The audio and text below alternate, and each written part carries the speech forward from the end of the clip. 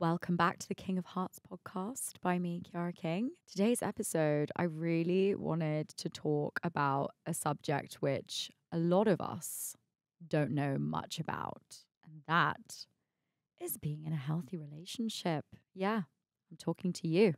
Yeah, I know you're in a situationship right now, or you've been in a toxic relationship, or maybe you're in a secure relationship, but I have a feeling that none of us here ever experienced a secure, healthy relationship, but that's why I wanted to bring in. She's a psychologist. She'll tell you way more about this, but Nawal, she's actually the brain coach on Instagram. She's also a social media content creator, and she's going to be talking about what it's like actually being in a healthy relationship. Are you in a healthy relationship? How to stop being in toxic relationships and toxic situationships and get into a healthy relationship. So I'm pretty excited about this one because I feel like we all need a little bit of help to get out of those toxic cycles, don't you think? Anyway, there she is.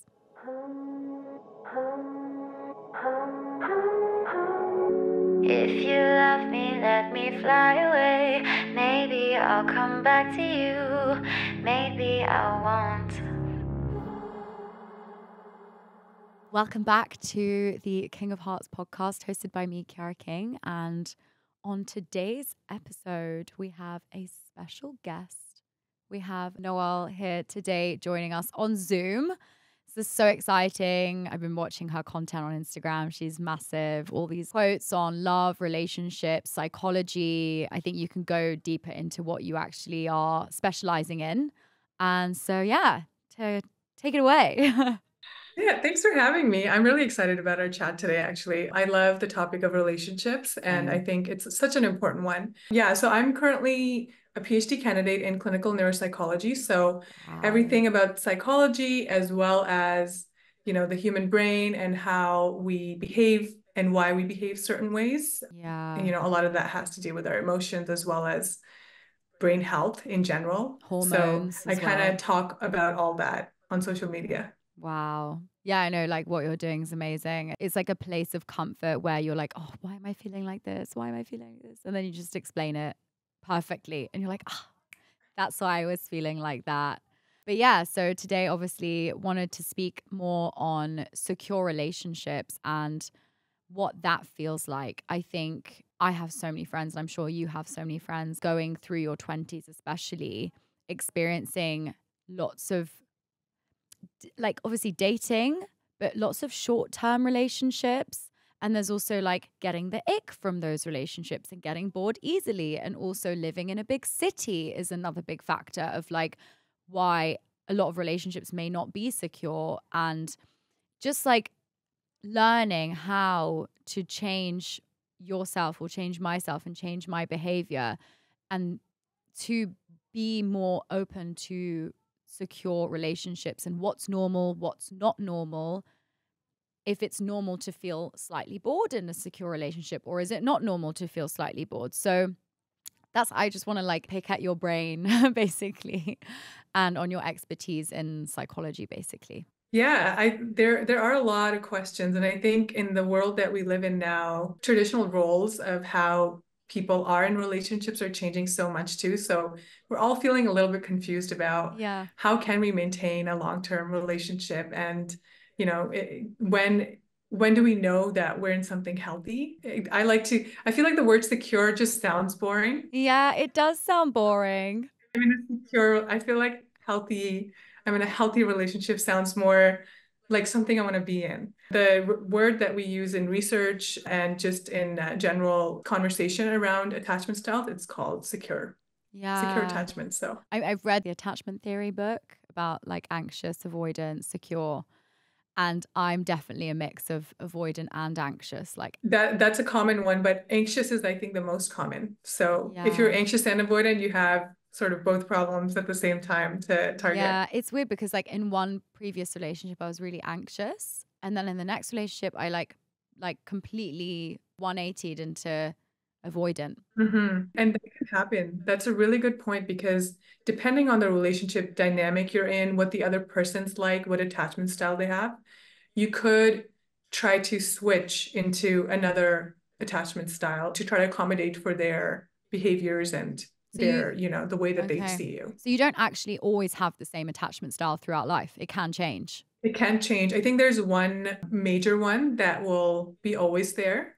But if you're a mix, usually it can change based on who you're in a relationship with, especially when there's other, because it's not just attachment style that we're looking at, right? There's also people-pleasing behavior, for example. So if the other person has a certain attachment style, you might try to switch to accommodate their attachment style. So you will have your dominant one, but you might become more anxious, for example, if they're avoidant, because that's the dynamic that's the most attractive. They're most attracted to each other, anxious and avoidant. Yeah, I was in an anxious and avoidant, and I was the anxious one.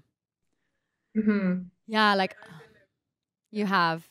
It's a fun dynamic. And then you transition to secure, I assumed, or yeah.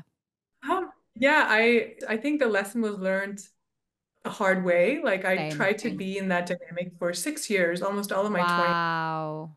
I did it for 2. Yeah, I was married, and then a year into it, I was like, oh my gosh, I'm learning so much about myself. I was so young when I got into this dynamic, this relationship.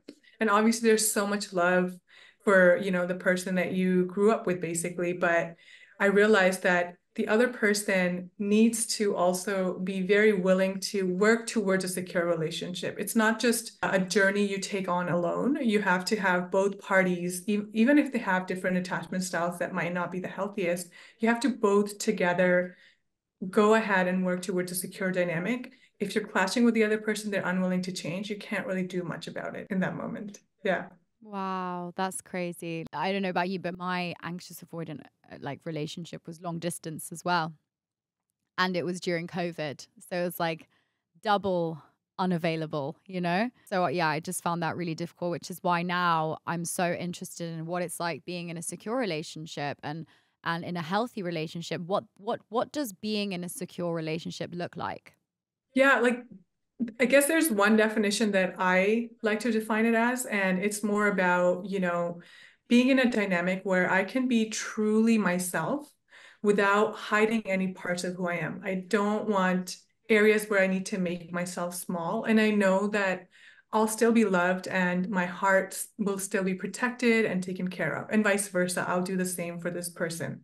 Because sometimes I've noticed if I'm dating someone and I'm realizing that they really like me and I'm not as interested in them, I won't be able to provide a secure relationship dynamic for them, even though they're making me feel really, really great. So I think a secure relationship is always about two people. Yeah, it needs to be equal because someone can give you the world, but if you're just not feeling it, you can actually create quite an unstable environment for them.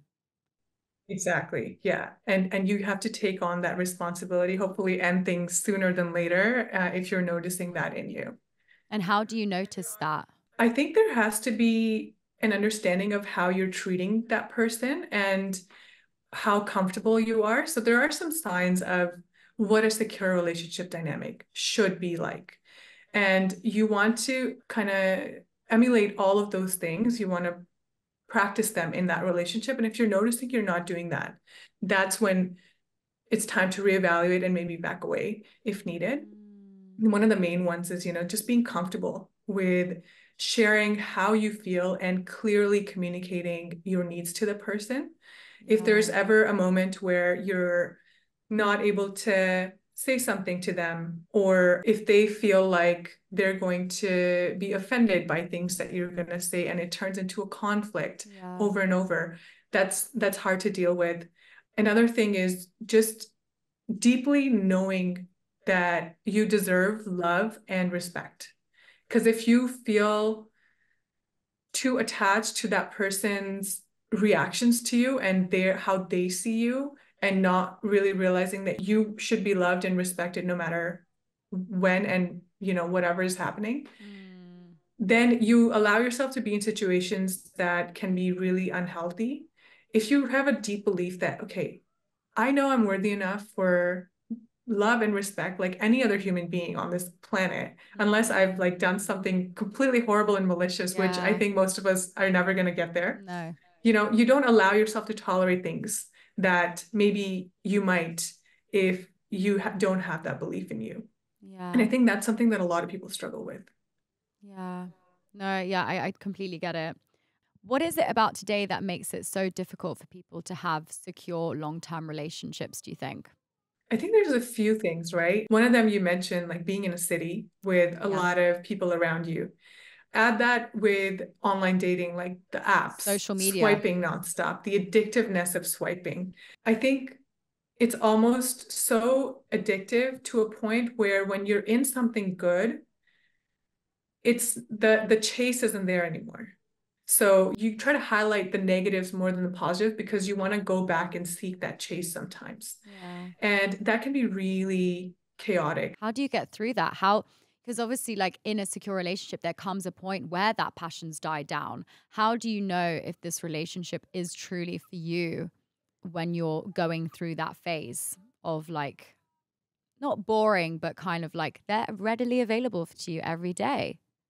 You know, they're there. Yeah, and that's the first sign, right? The person being really, maybe if they're too available, then that's questionable too. Like, That's another thing. When it's unbalanced, when one person loves the other way a lot more than the other person, the relationship's also not harmonious. And you can think that's a healthy relationship, you can think that's a secure relationship, but it's out of balance. Is that also not good? I think smothering in any way is not a good feeling to be in. It's really nice to know that someone really likes you. I think no one has ever thought that to be not a nice feeling. But then when it gets too much where things are moving too fast, or you're still trying to heal from certain things, or you're still trying to work on certain things about you, even though you like the person, maybe you're not ready to move that fast. That's Yeah. part of you communicating your needs. And that relationship is not secure anymore because you're feeling like you're being pushed now. And you never want to feel like you are Pressured. doing something in a relationship, being pressured. Yeah. Yeah. So I think there has to be communication there. And if the other person's willing to respect your needs and understand where you're coming from, that then starts forming into a more secure dynamic. If at that stage the person is setting an ultimatum, which I think is never a great way to start off a relationship. And a Yeah. lot of the time, I'm noticing now so many people are in situationships. What is it about situationships? What is it about it? It's just basically a glorified toxic relationship. That's what it is. Yeah, it's a new terminology that didn't exist 10 years No. ago. And now it's just everyone's in a situationship Yeah. before they turn it into anything. It's just, I think there's a fear of labeling something. In my mind, getting to know someone and exclusively getting to know them is dating them. Yeah. But now that's considered a situationship, even if you're exclusive. And if you're not exclusive, that's also considered a situation. Yeah. It's just a mess. It is. I personally have never done situationships just because I'm like, if you're not sure of me, then like, don't waste my time and kind of thing. But like, it's so easy to fall into a situationship because you want to be the chill girl. You want to be chill. You don't want to be putting any pressure on the other person because you really like them. So you're like, oh, okay, I'll just like leave it for now. But then it's only damaging you. But also, I think a lot of people are in situationships because they still want to have their cake and eat it. Like they still want to see what else is out there at the same time. And I think it's like jack of all trades, master of none. So you can date all the people, but if you don't settle down to have one relationship, eventually you're not actually going to get the benefits of anything. You're just going to be alone because you have a fear of commitment. But it seems a lot of people have a fear of commitment nowadays. Mhm. Even myself. Yeah, fear of commitment. Yeah. It's it's tough when you have so many options. I think there's a decision paralysis that happens where when there's too many things, the brain has a really hard time when there's too many things in front Yeah. of you to make one decision out of it. And I think that's what we're seeing in the dating world now. This is what's happening where people are feeling like they're missing out on something else if they feel attracted to one thing. And that can be just a feeling, but people are so attached to it now that they are putting themselves in situationships.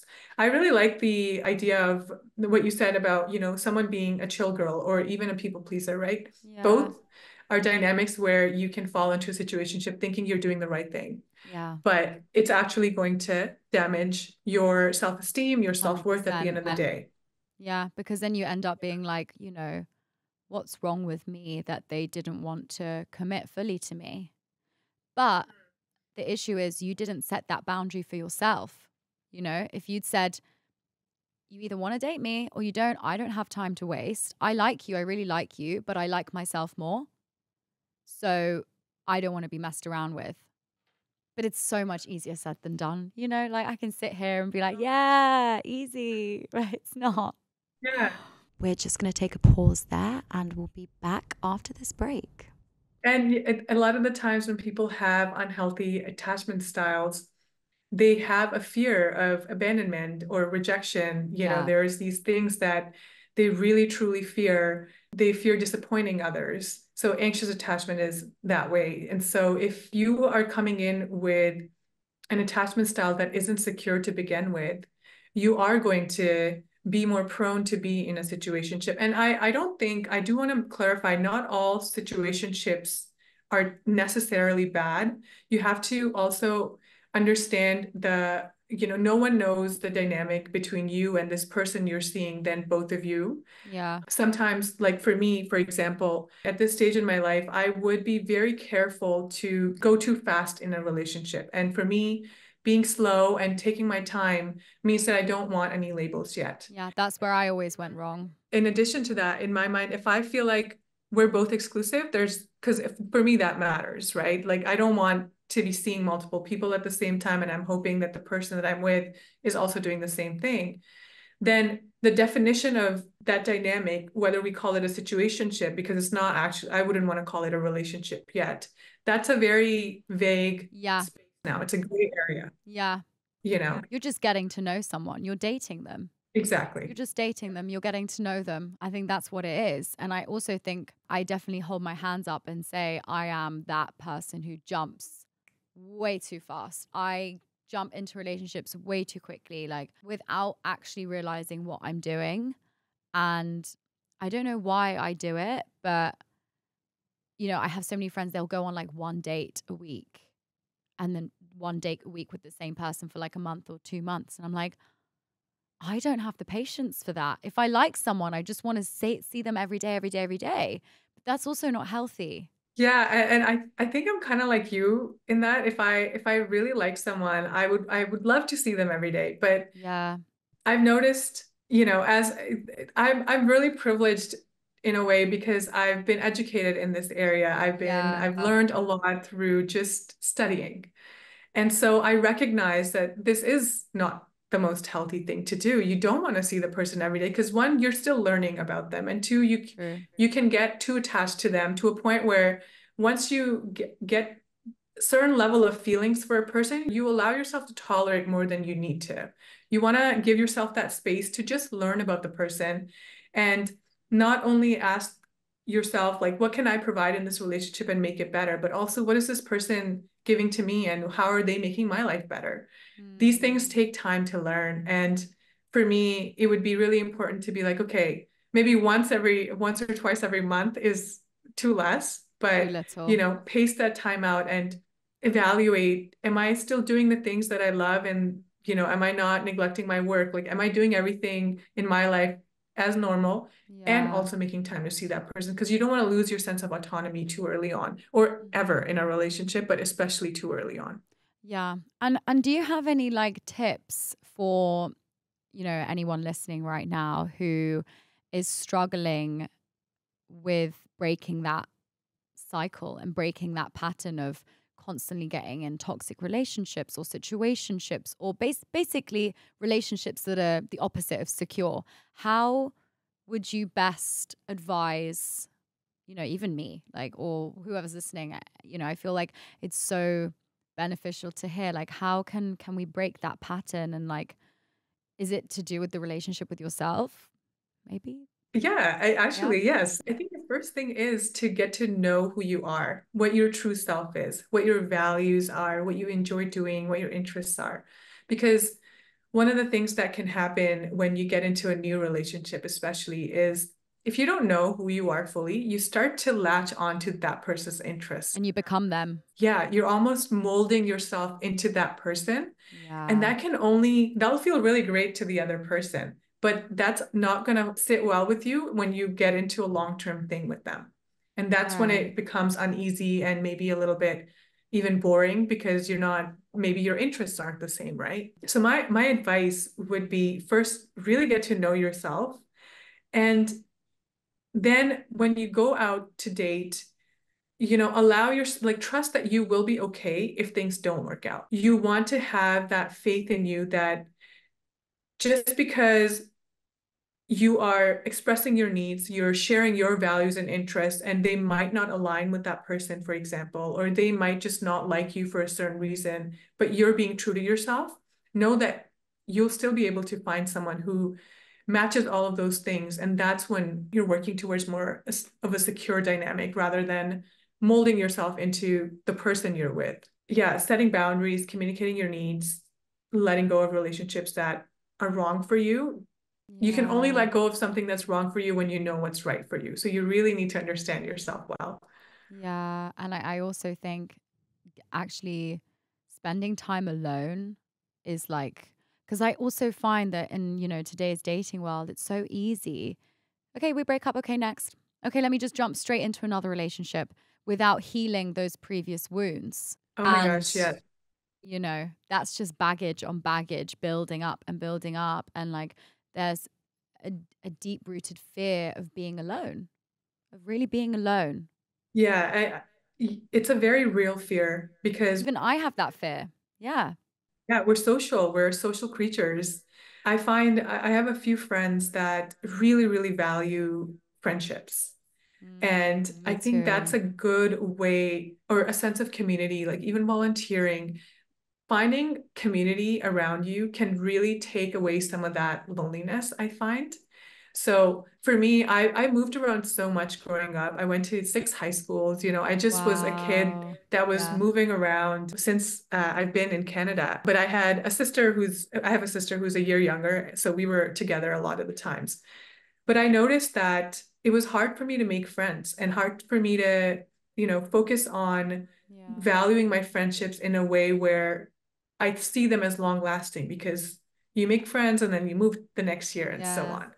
And now being in this stage of my life, I realize that value. And I think that's something that's been a key component for me to understand myself better, know my interests, and be able to walk away from the dating world knowing that I still have people that I can lean on and rely on and, be friends with. Friendships are very, very important to not feel that sense of loneliness. And there's another aspect of, how do you find friends in this day and age? I actually love it. I love my friends. It's hard to find friends. True. Yeah, I mean, I moved to a new city. I'm in Vancouver, British Columbia in Canada, and I moved here a year and a half ago and didn't really know a lot of people. And I felt like I really had to get myself out there and just be vulnerable, tell people I'm new here, I want to make friends, and I'd love to hang Wow. out. And slowly but surely, a group of people comes together and I'm Mm. sitting there at a party that I threw at my place and I'm like, wow, there's these people in the city that I know and like genuinely love. So I think you have Wow. to just really put yourself out there and know that it's okay to do that. Yeah, and also like love doesn't just exist in the romantic realm. Love exists in family. Love exists in friendship. Like as you said, love exists in animals. Like love exists on so many other levels. And also, I find it's an unhealthy mindset to put so much pressure on your romantic relationship. And it puts a lot of pressure on the other person. Like that person needs to be everything for you. And one question I wanted to ask you as well is how do you break the stigma of a secure relationship or healthy relationship being boring or unsexy? How do we make healthy relationships attractive that people want to be in a healthy relationship? Because people are like, no, I just love being in a toxic relationship. It's just so much more fun. Like I have the roller coaster and whatever. oh no, I don't want to be in a healthy relationship. Sounds so boring. Like, how can we break that stigma to be like, actually, no, it's way more nourishing. You're going to be way happier in a healthy relationship. Yeah. You know, I think we all find chaos exciting. And Yeah. As humans, gossip, the news is all depressing and chaotic. We enjoy watching struggle. I think part of us enjoys struggling and complaining. it's traumatic, right? It's something that gives maybe a sense of adrenaline in us or excitement. And that is a very temporary feeling. For me, I think when chaos is present in long-term relationships, it can really deplete us. And Can drain a you. lot of people learn this the hard way to recognize that this is actually not exciting. It's toxic and they steer away from it. But a lot of the times you have to learn it the hard way to recognize that this is not an exciting thing. Some people can really struggle with that if they've been raised in a chaotic home environment, because that is what is normal to them, that is what's comfortable. And it's very hard for them to feel at ease in something that feels safe and secure. But Mm, once you understand that chaos is not healthy, it can take away your self-identity and your self-worth sometimes, your sense of autonomy, then mm, you would kind of understand how sexy it is to have someone who allows you to feel supported, which is in a secure relationship, it's key. There's mutual respect. You're doing things collaboratively. There's no power dynamic in between you guys. yeah. There's also in a secure relationship, because you're really good friends, there's this mutual understanding between the two of you in terms of your needs, wants, values, interests. Then you become a lot more closer to that person. And actually, there's this misconception that when you're in a secure relationship, it's not as exciting, Yeah. sexually, intimately, romantically. That's not true, because when you feel so fulfilled with someone, that's when it becomes a lot more passionate. You just have to have an understanding of what it means to be romantic or intimate between the two of you. Yeah. And that can happen in a secure relationship. That conversation is much more easier in a secure dynamic than in a chaotic, True. toxic dynamic. True, because you're not scared that that person's going to judge you for what you're about to say. Exactly. You can experiment, you can try new things without fear of someone's going to judge you. That's so interesting. Like, I just, yeah, I also had this perception in my head that like healthy relationships are boring. But another thing, it's also quite rare to have a healthy relationship and also be in love. You need to have it's not easy to find, It's not like you can just click your fingers and be like, woohoo, it takes work. But that initial attraction needs to be there. The initial attraction, what's important to you needs to be there. And I think there's those two things, right? Like some people like to jump into relationships too fast, and then some people are commitment phobic. If you get attached to something too fast, maybe you're going into it without really thinking what you're getting into. Or if Yeah, you don't allow yourself enough time in a relationship to understand if it is secure and if you can truly fall in love with this person, then it's not fair to you. You're losing out on something that could have been a really really nice good. dynamic. And also showing your shadow side and showing your dark side as well. I think we're also really scared. And, like a relationship, it can be like perfect on the outside. It can be really healthy and you communicate and stuff and whatever. But this can also be quite surface level if you don't actually know the person's flaws, because we're so scared to show our flaws to each other. Like I've had that issue in the past where like they don't want to show me their shadow side, or I don't want to show them my shadow. But then you're not actually you're only getting to know half the person. You're not getting to know the full person. That's And not then, a good start to anything. yeah. Anyway, we've got to wrap up. I felt like it went so quick. And it was so interesting to talk to you and like bringing your insight on secure relationships, healthy relationships being sexy, and why we're struggling as a society in the dating world to get to that point because of fear of abandonment, because of, not healing from past relationships as well, holding on to the past, and also not spending enough time on our own. Yeah, a lot to consider when we're Yeah. thinking about a secure relationship dynamic. And it just comes down to what's healthy for us, what isn't. Where do we need to set boundaries and where do we need to let go of something that just isn't working out? And it's okay Yeah. to do that because that's how you find someone who's truly meant for you, right? It is a struggle, and I think if I have to close this off with one thing, it's about embracing that struggle as something that's a part of getting to the secure relationship, being not feeling like, why me? When you're in this kind of process of dating and getting to know people, letting go of people, it sucks. It Yeah. hurts. You move on to, Sucks.